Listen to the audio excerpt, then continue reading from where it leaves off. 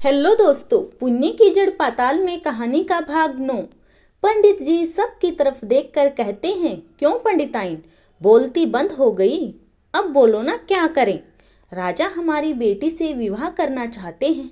अरे, राजा की उम्र हमारी बराबर की ही तो है। हमारी बेटी उसकी तो बेटी हुई ना।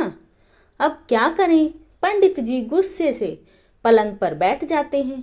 पंडिताइन की हिम्मत नहीं हो रही थी कि पंडित जी से कुछ कहे। पंडित जी अपनी पंडिताइन से कहते हैं, हमें तो लगता है सारा सामान बांध लो और तुरंत यहाँ से निकल जाते हैं, किसी दूसरे राज्य में बसेंगे जाकर। पंडिताइन पंडित जी की तरफ देखकर कहती है, हाँ पंडित जी, राजा का मंत्री आया हुआ था। उसने हमारी पुत्री के विवाह का प्रस्ताव राजा साहब के लिए रखा। हमने कह दिया है कि जब तक हमारे पति देव घर नहीं आ जाएंगे, हम इसका कोई उत्तर नहीं दे सकते। हमारी बात सुनकर मंत्री वापस चला गया। पंडित जी अपनी पत्नी की तरफ देखकर गुस्से से कहते हैं, यह सब तुम्हारी वजह से हुआ है, ना तो तुम मुझे राजा के पास भेजती। आज श्यामा भी पछता रही थी क्योंकि उसने पंडित जी को राजा के पास भेजा था। श्यामा पंडित जी की तरफ देखकर कहती है, आप ज़्यादा चिंता मत कीजिए। अगर माता ने हमारी सारी समस्याएं दूर की हैं तो माता जी हमारी यह समस्या भी दूर करेगी। तुम माता जी पर विश्वास रखो। पंडित जी श्यामा की तरफ देखकर कहते हैं, अब तो सिर्फ हमें माता जी ही बचा सकती है।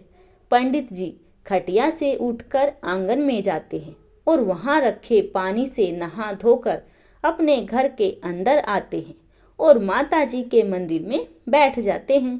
श्यामा और उनके दोनों बच्चे भी पंडित जी के साथ माता जी के सामने हाथ जोड़कर बैठ जाते हैं। पंडित जी माता जी की मूर्ति के आगे कहते हैं, माता जी, यह कौन सी मुसीबत हमें दे दी है? अब इस मुसीबत से तुम ही हमें बचा सकती हो। तो माता जी, अब कोई रास्ता दिखाओ कि जिससे हम राजा को हमारी बेटी के साथ विवाह करने से मना कर सके। एक बार यही रिश्ता राजा अपने बेटे के लिए लेकर आते तो शायद हम सोचते, हम भूल जाते कि हम पंडित हैं। हम राजा के लड़के के साथ अपनी बेटी का विवाह करने के लिए तैयार हो जाते। माता जी, हमें रास्ता दिखाओ। और फिर पंडित जी बहुत दुखी हो जाते हैं। पंडित जी और उनका परिवार मंदिर में माता जी की प्रार्थना करके उठ जाते हैं। आज किसी ने ढंग से खाना भी नहीं खाया था और सभी लोग अपने अपने कमरे में आकर सो गए थे। श्यामा को रात को माता जी सौपन में दर्शन देती है। माता जी श्यामा की तरफ देखकर मुस्कुराते हुए पूछती है, क्या हुआ श्यामा? पूरा परिवार बहुत उदास है। श्यामा सपने में ही खटिया से उठकर बैठ जाती है और माता जी की तरफ देखकर कहती है, माता जी, आप तो सब कुछ जानती हो, फिर भी आप हमसे पूछ रही हो। राजा हमारी बेटी से शादी करना चाहते हैं। वह हमारी बेटी को पाने के लिए पागल हो रहा है। अब आप बताइए माता जी, हम दोनों पति पत्नी क्या करें? माता जी हंसते हुए श्यामा से कहती है, अरे पगली श्यामा, अपने पंडित जी से कहो कि राजा जी को एक बार फिर पुण्य की जड़ पाताल और दिखा लाए। श्यामा माता जी पर नाराज होते हुए कहती है, यह क्या बात हुई माता जी? हम दोनों पति पत्नी समस्या में पड़े हैं। राजा हमारी बेटी से विवाह करने को कह रहा है और आप कह रही हैं कि राजा को पुण्य की जड़ पाताल में लेकर जाएं। माता जी हंसते हुए श्यामा से कहती है, तुम्हारी समस्या का समाधान ही पुण्य की जड़ पाताल है। तो राजा को एक बार पुण्य की जड़ पाताल और दिखा लो, तुम्हारी समस्या का अंत हो जाएगा। इतना कहकर माता जी अंतर ध्यान हो जाती है। सुबह सुबह श्यामा की आंख खुलती हैं। श्यामा जल्दी से उठकर सबसे पहले स्नान करके तैयार हो जाती है। और माता जी के मंदिर सजा देती है और पूजा पाठ कर देती है। पंडित जी भी उठ जाते हैं और पर पंडित जी का राज दरबार जाने का मन नहीं हो रहा था। उनकी समझ में नहीं आ रहा था कि वह क्या करे या क्या ना करे।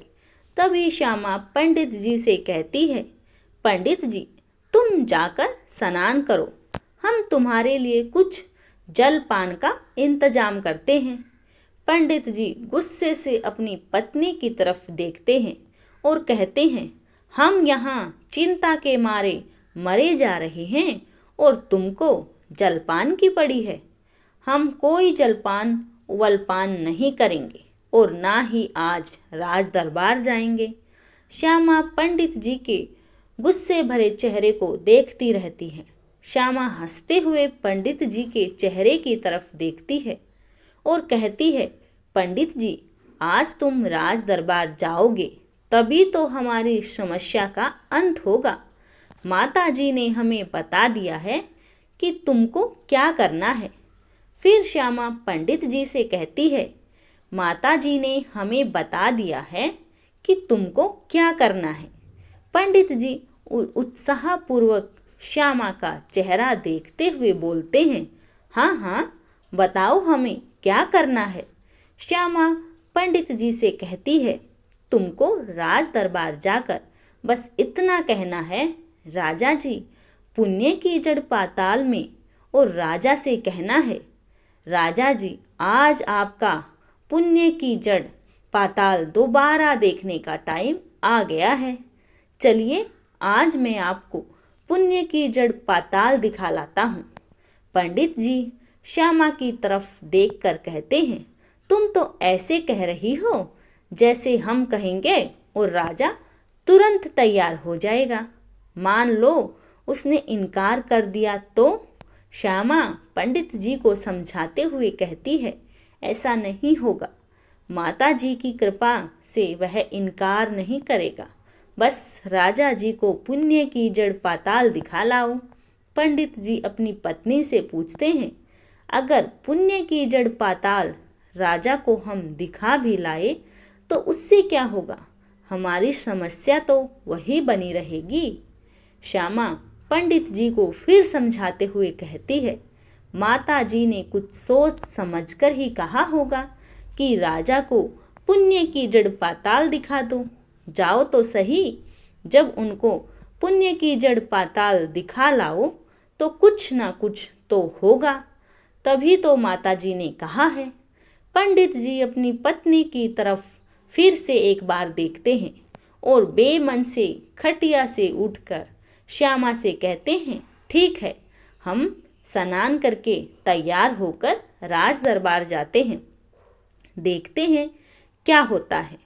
अब जो कुछ करेगी माता जी ही करेगी, हमारे बस का तो कुछ नहीं है कि हम कुछ कर सकें।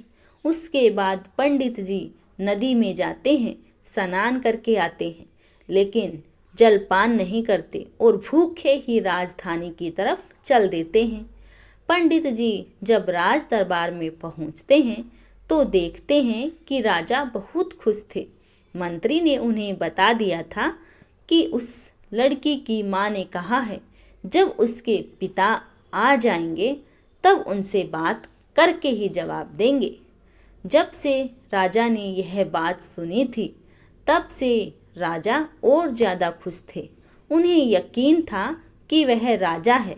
लड़की के पिता शादी से इनकार नहीं कर सकते क्योंकि लड़की के पिता में इतना दम नहीं है कि वह राजा से अपनी लड़की का विवाह करने से इनकार कर सके। पंडित जी जैसे ही राज दरबार में आते हैं, राजा पंडित जी की तरफ देखते हैं और कहते हैं, पंडित जी कहिए ना, पुण्य की जड़ पाताल में। पंडित जी उदास मन से राजा के चेहरे की तरफ देखकर कहते हैं, नहीं महाराज, आज मैं नहीं कहूँगा पुण्य की जड़ पाताल में। आज मैं आपको पुण्य की जड़ पाताल फिर से ले जा रहा हूँ। और राजा जैसे ही सुनते हैं तो वह खुश हो जाते हैं और पंडित जी से कहते हैं कि पंडित जी, हम आपके साथ चलने को तैयार हैं। वैसे भी हमारा मन बहुत खुश है। आज हम देखेंगे कि पुण्य की जड़ पाताल में क्या हो रहा है। राजा अपने मंत्रियों दरबारियों से कहते हैं, आज किसी को जाने की ज़रूरत नहीं है हमारे साथ। आज हम पंडित जी के साथ अकेले जाएंगे पुण्य की जड़ पाताल देखने। आज राजा के साथ उनके मंत्री और दरबारी नहीं जाते। राजा अकेले ही पंडित जी के साथ रथ में बैठकर पुण्य की जड़ पाताल देखने के लिए चल देते हैं। राजा तालाब के पास आ जाते हैं और पंडित जी इस तरह जब कहते हैं कि पुण्य की जड़ पाताल में तालाब का पानी सूख जाता है और राजा और पंडित दोनों ही तालाब की सीढ़ियों से नीचे उतरते हुए उस नगर में पहुंच जाते हैं, जो नगर राजा के लिए ही बन रहा था। जैसे राजा पंडित जी उस नगर पहुंचते हैं, नगर को देखते ही उनकी आंखें हैरानी से फटी की फटी रह जाती हैं। धन्यवाद दोस्तों।